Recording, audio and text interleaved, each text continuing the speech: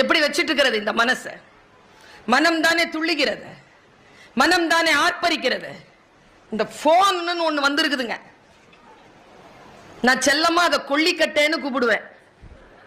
நமக்கு நாமே வச்சுக்கிற தீ, மத்தம் வைக்கவே வேணாம். முதல்ல எல்லாம் போன் வந்தா எல்லாரும் கும்பலா வீட்டுக்குள்ள ஓடி போவோம், ஏன்னா லேண்ட்லைன். இப்போ போன் வந்தா ஆமா ஆமா தெரிச்சு வெளியில ஓடுறோம். டவர் இல்லை, திருட்டுத்தனம் சார், வெளில ஓடுறோம். நான் இது பல நேரங்களில் சொல்லி இருக்கிறேன். இங்க இளைஞர்கள் நிறைய பேர் வந்திருக்கிறீங்க. எப்பா நான் ஒண்ணு சொல்றேன், உங்க மேல மட்டும் குற்றம் இல்லை. 10ல இருந்து 20, 20ல இருந்து 25 மட்டும் இப்படி இல்லை. 30 அப்படிதான் இருக்குது, 35 அப்படிதான் இருக்குது, 40 அப்படிதான் இருக்குது, 45 அப்படிதான் இருக்குது, 50 அப்படிதான் இருக்குது, 55 அப்படிதான் இருக்குது, 60 அப்படிதான் இருக்குது, 65 அப்படிதான் இருக்கு.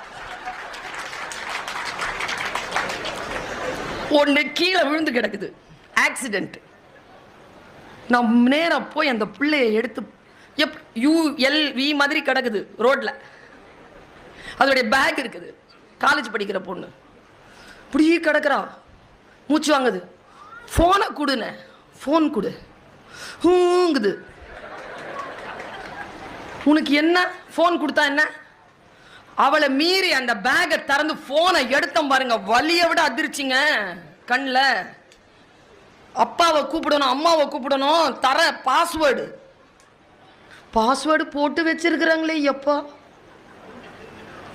இந்த சூனியக்காரங்க இந்த ஒரு சக்கரம் போட்டு வச்சிருப்பாங்க தெரியுமா கண்மணினா?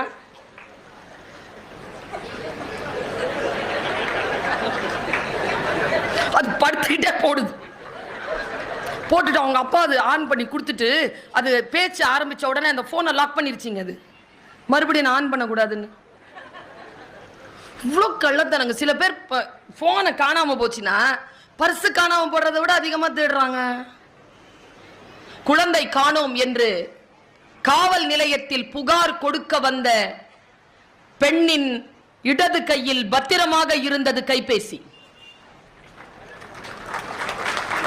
அதை விட முக்கியமா இருக்குது அது.